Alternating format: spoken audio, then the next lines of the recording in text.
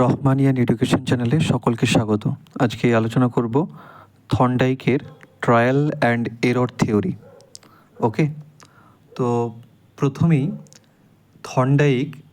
Thorndike এই trial and থিওরিটা কেন করেছিল সেটা জানব। থর্নডাইক জানতে চেয়েছিল প্রাণী বা মানুষ কিভাবে নতুন কিছু শেখে, এটা জানতে চেয়েছিল। তার সময় অনেকেই মনে করত যে প্রাণীরা হঠাৎ করেই বুদ্ধি ব্যবহার করে শিখে, কিন্তু থর্নডাইক সন্দেহ করেছিল যে শেখার প্রক্রিয়া অন্যরকম হতেও পারে। তাই থর্নডাইক কী করলো, একটা পাজল বক্স এক্সপেরিমেন্ট তৈরি করলো। এই এক্সপেরিমেন্ট তৈরি করার উদ্দেশ্য কী ছিল? উদ্দেশ্য ছিল যে লার্নিং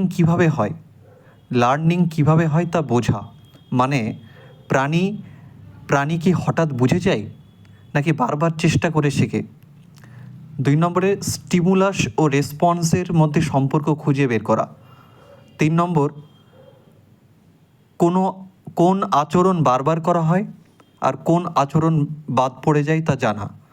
তাহলে তার এই যে এক্সপেরিমেন্ট, তিনি এই যে থিওরিটা করেছিলেন, এক্সপেরিমেন্ট করার উদ্দেশ্যটা কী ছিল? 3টে উদ্দেশ্য।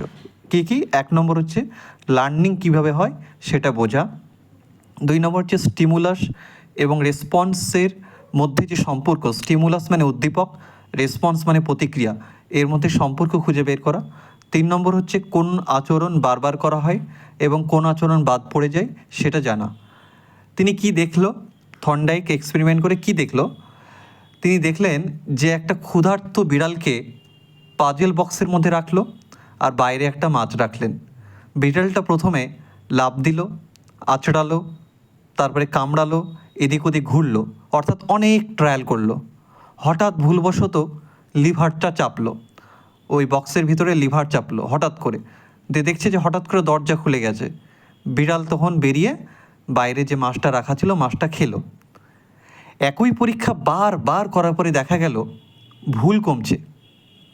ভুলটা কমছে, সঠিক কাজটা বাড়ছে এবং বিড়াল দ্রুত বেরিয়ে আসছে। ওকে, এখান থেকে থর্নডাইক কী সিদ্ধান্ত নিল? এখান থেকে থর্নডাইক বুঝতে পারলো বা সিদ্ধান্ত নিল যে মানুষ বা প্রাণী ভুল করতে করতে সঠিক উপায় শিখে। মানুষ বা প্রাণী ভুল করতে করতে সঠিক উপায়টা শিখে। যে আচরণের ভালো ফল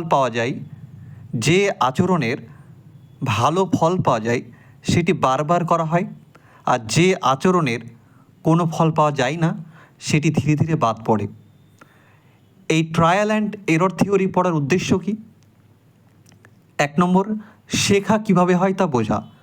এই থিওরি আমাদের শেখায় মানুষ বা প্রাণী একবারেই শেখে না, বরং বারবার চেষ্টা এবং ভুল করতে করতে শেখে। যেমন ধরো সাইকেল চালানো, সাঁতার শেখা, টাইপ করা, এগুলো তো একবারে শেখে না, তাই না? বারবার চেষ্টা, ভুল হয়, আবার শেখে। এই ভুল করতে করতে শেখা। ওকে, থর্নডাইক প্রথম বৈজ্ঞানিকভাবে দেখিয়েছিলেন যে learning is equal to stimulus plus রেসপন্সের মধ্যে সম্পর্ক তৈরি হয়, মানে একটা কানেকশান তৈরি আছে। লার্নিং মানে স্টিমুলাস এবং রেসপন্সের মধ্যে একটা কানেকশান আছে, এটা তিনি বৈজ্ঞানিকভাবে দেখিয়েছিলেন। তাহলে এই থিওরি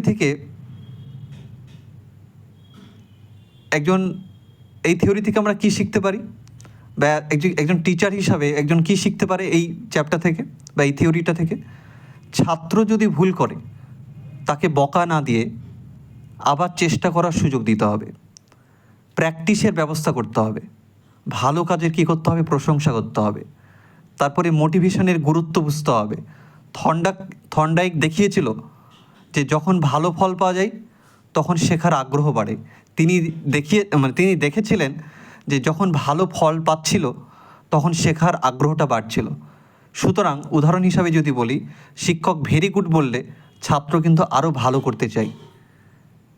তারপরে প্র্যাকটিসের গুরুত্ব বোঝা।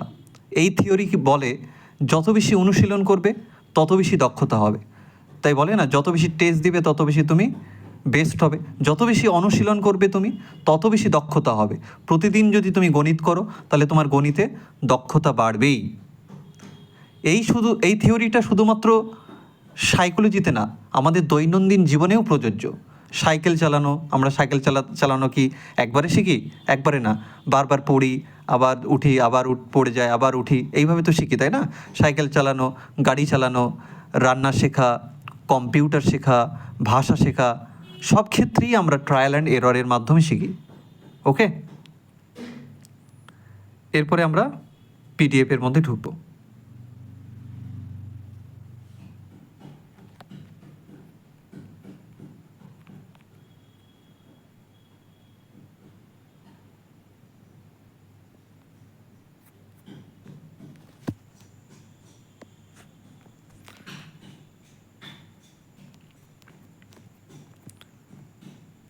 দেখো, প্রথমেই একটা দেখতে পাবে যে প্রথমেই একটা ছবি দেখো, যে এখানে চেষ্টা ও ভুলের পরীক্ষা। একটা বিড়ালকে একটা বাক্সের ভিতরে রাখা হয়েছে, আর দরজা আছে, আর বিড়ালটার সামনে বক্সের সামনে একটা মাছ রাখা হয়েছে। প্রথমে বিড়ালটিকে বাক্সের ভেতর রাখা হয়, খাবারটা এমন জায়গায় রাখা হয় যেখানে বিড়ালটি বাইরে থেকে দেখতে পারে। 2 নম্বরে বলা হচ্ছে বহুবার চেষ্টা করার পর বিড়ালটি ভুলবশত লিভারটা চাপ দেয়, সাথে সাথে দরজা খুলে যায় এবং বিড়ালটা খাবার পায়। 3 নম্বরে বলা হচ্ছে বিড়ালটিকে আবার বাক্সের ভেতর রাখা হয়, এবার সে আরও দ্রুত লিভারটি চাপ দিয়ে বাইরে বেরিয়ে আসে। এই পরীক্ষায় একটা ক্ষুধার্ত বিড়ালকে একটা বাক্সের ভেতর রাখা হয় এবং বাক্সের বাইরে একটা মাছ রাখা হয়। মানে এখানে শেখা হলো উদ্দীপক, শেখা হচ্ছে উদ্দীপক। এরপরে trial and error theory. Trial and error theory কে দিয়েছিল? বলেছিলাম যে এটা থর্নডাইক দিয়েছিল। থর্নডাইকের পুরো নাম হচ্ছে এডওয়ার্ড লে থর্নডাইক। ইনি ছিলেন একজন আমেরিকান মনোবিজ্ঞানী। তাকে ফাদার অফ এডুকেশনাল সাইকোলজি বা শিক্ষা মনোবিজ্ঞানের জনক বলা হয়। ওকে, এইবার একটা ওয়ার্ড জানবে, কানেকশনিজম, মানে সংযোগবাদ। এই কানেকশনিজম এটা কি? থর্নডাইকের শেখার তত্ত্বকে কানেকশনিজম বলা হয়। কানেকশন মানে কি? সংযোগ। কানেকশন মানে কি? সংযোগ। থর্নডাইক বলেছিল যে learning is the result of association between stimulus and response. শেখা হচ্ছে উদ্দীপক ও প্রতিক্রিয়ার মধ্যে সঠিক সংযোগ তৈরি হওয়ার ফল। স্টিমুলাস এবং রেসপন্সের মধ্যে যে একটা কানেকশান, সেটাই বলেছিল। এইবার স্টিমুলাস কি? স্টিমুলাস হচ্ছে তোমার যে জিনিস আমাদের কোনো কাজ করতে উৎসাহিত করে, সেটাই হচ্ছে স্টিমুলাস। যেমন ক্ষুধার্ত মানুষের সামনে বিরিয়ানি রাখা হলো, বিরিয়ানিটা হচ্ছে স্টিমুলাস। রেসপন্স কি? রেসপন্স হচ্ছে স্টিমুলাস দেখে আমরা যে কাজ করি সেটাই রেসপন্স। বিরিয়ানি দেখে কি হয়? খেতে শুরু করা, এই যে রেসপন্স এটা। তাহলে এস আর থর্নডাইক যেটা বলেছিল, স্টিমুলাস আর রেসপন্সের মধ্যে একটা কানেকশন আছে, এস আর কানেকশন। ঠিক আছে, যতবার একই স্টিমুলাসের, আচ্ছা এখানে স্টিমুলাস দেওয়া হবে, তার পরিবর্তে রেসপন্সটা তৈরি হবে, এটাই বলা হচ্ছে। যতবার একই স্টিমুলাসের পরে একই রেসপন্স হবে, ততই এই কানেকশন শক্তিশালী হবে, এখানে দেখানো হয়েছে। আচ্ছা, এইবার ট্রায়াল অ্যান্ড এরর মানে কি? ট্রায়াল মানে হচ্ছে চেষ্টা, আর এরর মানে কি? ভুল। তাহলে বারবার চেষ্টা করতে করতে ভুল করতে করতে সঠিক উপায় শিখে যাওয়াটাই হচ্ছে ট্রায়াল অ্যান্ড এরর লার্নিং। বারবার চেষ্টা করতে করতে ভুল করতে করতে সঠিক উপায়টা শিখে যাওয়াটাই হচ্ছে ট্রায়াল অ্যান্ড এরর লার্নিং। উদাহরণ হিসাবে ধরো তুমি প্রথমবার সাইকেল চালাতে গেলে, প্রথমে পড়ে গেলে, আবার উঠলে, আবার পড়ে গেলে, আবার চেষ্টা করলে, শেষে কি হবে? সাইকেল চালাতে শিখে গেলে। এটাই হচ্ছে ট্রায়াল অ্যান্ড এরর। ওকে, এরপরে থর্নডাইকের ট্রায়াল অ্যান্ড এররের যেগুলো স্টেপ আছে, যে কটা স্টেপ আছে, প্রথম স্টেপে বিড়ালকে বাক্সের ভিতর রাখা হয়, বাক্সের বাইরে তার খাবার রাখা হয়, যেটা সে দেখতে পায়। বিড়ালটা খাবারটা পেতে চায়, ঠিক আছে? এই খাবার হচ্ছে মাছটা হচ্ছে উদ্দীপক, স্টিমুলাস। 2 নম্বর স্টেপে বলা হচ্ছে যে বিড়ালটা অনেক চেষ্টা করে, লাফায়, আঁচড়ায়, কামড়ায়, ঠেলে দেয়, ধাক্কা দেয়, ইত্যাদি বিভিন্ন কাজ করে, অনেক ভুল প্রতিক্রিয়া করে, অনেক ভুল কাজ করে, এখনও দরজা কিন্তু খোলেনি। স্টেপ 3তে কি দেখা গেল? হঠাৎ করে বিড়ালের লিভার চাপা পড়ে যায়, দরজা খুলে যায়, বিড়াল তখন বাইরে এসে মাছ খায়, এতে সে তৃপ্তি পায়, এটাই হচ্ছে সঠিক প্রতিক্রিয়া, রেসপন্স। আবার যখন বিড়ালকে বাক্সে রাখা হয়, সে আর অনেক ভুল করে না, সরাসরি লিভার চাপ দেয়, দরজা খুলে যায়, শেখাটা সম্পন্ন হয়। ঠিক আছে, তাহলে উদ্দীপক অনেক চেষ্টা ভুলের মাধ্যমে সঠিক প্রতিক্রিয়াটা পাচ্ছে। ওকে, তাহলে এখানে উদ্দীপক এবং রেসপন্সের মধ্যে একটা অ্যাসোসিয়েশন গড়ে উঠলো। এইবার প্রথমে দেখো, মাছের গন্ধ বিড়ালটিকে উৎসাহিত করেছিল, তার মানে বিড়ালটি ক্ষুধার্ত ছিল, বাইরে থাকা মাছের গন্ধ পেয়ে সে বাক্স থেকে বের হওয়ার জন্য চেষ্টা করতে শুরু করে। তারপরে বলছে বাক্স থেকে বের হওয়ার জন্য বিড়ালটি এলোমেলোভাবে বিভিন্ন কাজ করতে শুরু করলো, কখনো আঁচড়াচ্ছে, কখনো কামড়াচ্ছে, কখনো লাফাচ্ছে, অর্থাৎ কি করলে বের হওয়া যাবে তা না জেনে বিভিন্ন চেষ্টা করছে। 3 নম্বরে বলা হচ্ছিল ভুলবশত বিড়ালটি লিভার চাপলো এবং বাক্স থেকে বেরিয়ে এলো, মানে ইচ্ছাকৃতভাবে নয়, কাকতালীয়ভাবে লিভার চাপার ফলে দরজা খুলে যায় এবং বিড়ালটি বেরিয়ে আসে। 4 নম্বরে বলা হচ্ছে একই বিড়ালকে দিয়ে এই পরীক্ষা অনেকবার করা হয়েছিল, যাতে একটি অ্যাসোসিয়েশন, মানে একটা সম্পর্ক তৈরি হয়। বারবার একই কাজ করার ফলে বিড়ালটি বুঝে যায় লিভার চাপলে দরজা খুলবে, মাছ পাওয়া যাবে। সুতরাং ফলে বিড়ালটা কি একটা শর্তাধীন হয়ে গেল, শর্তের অধীনে বিড়ালটা পড়ে গেল, মানে বিড়ালটা এখন শিখে গেছে যে লিভার চাপলেই মুক্তি ও খাবার মিলবে। আর 6 নম্বরে বলা হচ্ছে শেষ পর্যন্ত বিড়ালটি খুব কম সময়ে লিভার চাপতে শিখে গেল এবং দ্রুত বেরিয়ে আসতে লাগলো। প্রথমে অনেক ভুল করলেও পরে অভ্যাস ও শেখার ফলে সরাসরি লিভার চাপতে শুরু করলো, অর্থাৎ ট্রায়াল কমে গেল, এরর কমে গেল, সঠিক প্রতিক্রিয়াটা বেড়ে গেল। ওকে, এইবার থর্নডাইকের লস অফ লার্নিং। থর্নডাইক শেখার সূত্রকে 2 ভাগে ভাগ করেছেন, একটা প্রাইমারি লস অফ লার্নিং আর হচ্ছে secondary laws of learning. Primary laws of লার্নিংয়ের ভাগ হচ্ছে 3টে। Laws of readiness. Laws of readiness মানে কি, শিক্ষার্থী যদি মানসিক ও শারীরিকভাবে শেখার জন্য প্রস্তুত থাকে তাহলে শেখা সহজ ও আনন্দদায়ক হয়, এটাই হচ্ছে রেডিনেস, ল অফ রেডিনেস। যদি শিক্ষার্থী মানসিকভাবে শারীরিকভাবে শেখার জন্য প্রস্তুত থাকে তাহলে শেখাটা সহজ হয়, আনন্দদায়ক হয়। অর্থাৎ mental preparation, previous knowledge, maturity, এই 3টে থাকলে শেখাটা সহজ হয়। ওকে, উদাহরণ হিসাবে একটি শিশু 5ম ক্লাসে আছে, যদি তাকে হঠাৎ ক্লাস 10-এর অ্যালজেব্রা শেখানো হয় সে কিছুই বুঝবে না, কিন্তু আগে যোগ, বিয়োগ, গুণ, ভাগ শিখে তারপর যদি অ্যালজেব্রা শেখানো যায় সে সহজে শিখবে। 2 নম্বরে law of effect. Law of effect এটা খুব একটা গুরুত্বপূর্ণ সূত্র, এটাও একটা। যে কাজের পরে, এটা কি বলছে, যে কাজের পরে আনন্দ পাওয়া যায় সেই কাজ মানুষ আবার করতে চায়, এটাই হচ্ছে law of effect. Law of effect কি, যে কাজের পরে আনন্দ বা স্যাটিসফ্যাকশান পাওয়া যায় সেই কাজ মানুষ আবার করতে চায়, আর যে কাজের পরে কষ্ট বা ডিসকমফোর্ট হয় সেই কাজ করতে চায় না। উদাহরণ হিসাবে একজন ছাত্র পরীক্ষায় 95% পেল, শিক্ষক তাকে প্রশংসা করলেন, সে আরও ভালো পড়তে উৎসাহ পেল, এটি হলো পজিটিভ ইফেক্ট। অন্যদিকে যদি শিক্ষক সবার সামনে অপমান করে তাহলে ছাত্রটির পড়ার ইচ্ছা কমে যেতে পারে, এটা হলো নেগেটিভ ইফেক্ট। ওকে, এবার হচ্ছে ল অফ এক্সারসাইজ।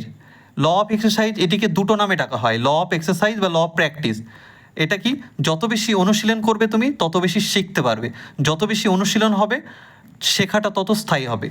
ওকে, যেমন MBBS পাস করার পর একজন ডাক্তার যদি নিয়মিত প্র্যাকটিস করে তাহলে তার দক্ষতা, একটি অংশ একটা ল অফ ইউজ, বারবার ব্যবহার করা হয় তা আরও শক্তিশালী হয়।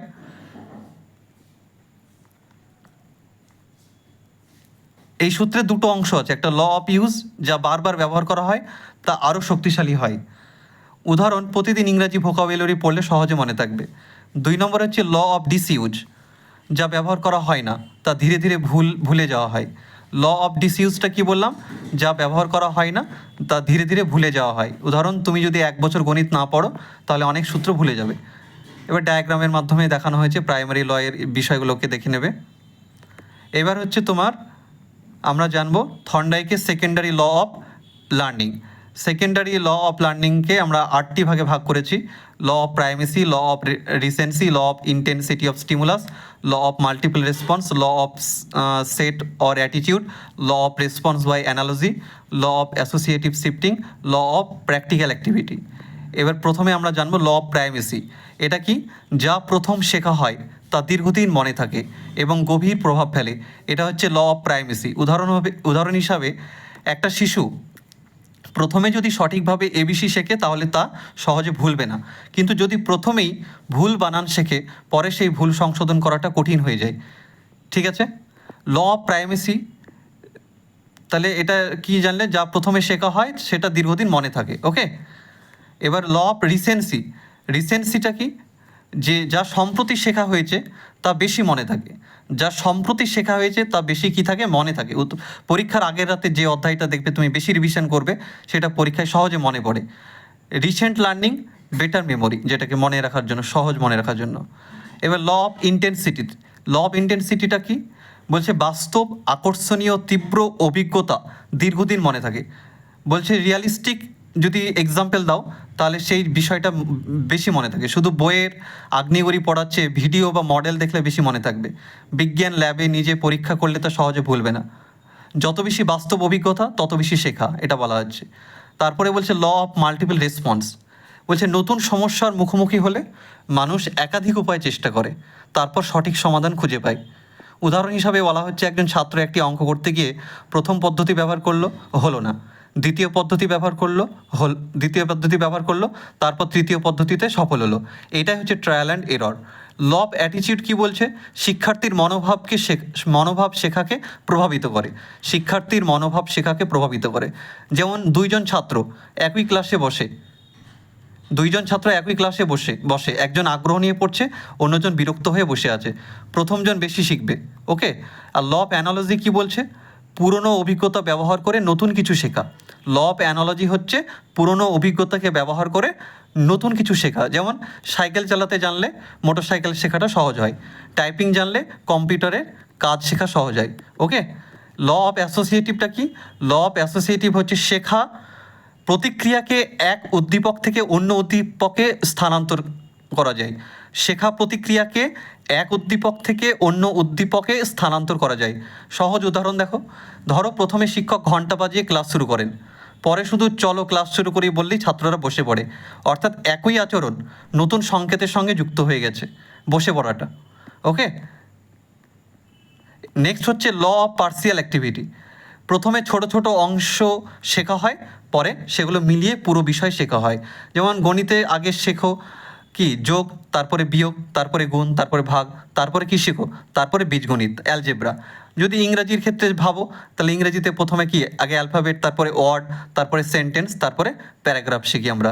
ঠিক আছে, এই হচ্ছে আজকের ক্লাসটা যদি ভালো লাগে তো তোমরা সকলে আমার চ্যানেলটিকে সাবস্ক্রাইব করে পাশে থেকো। সকলে ভালো থেকো, যে ভালোর শেষ নেই, সুখে থেকো, যে সুখের সীমানা নেই। এই অনন্ত শান্তির চিরন্তন প্রত্যাশায় শুভরাত্রি।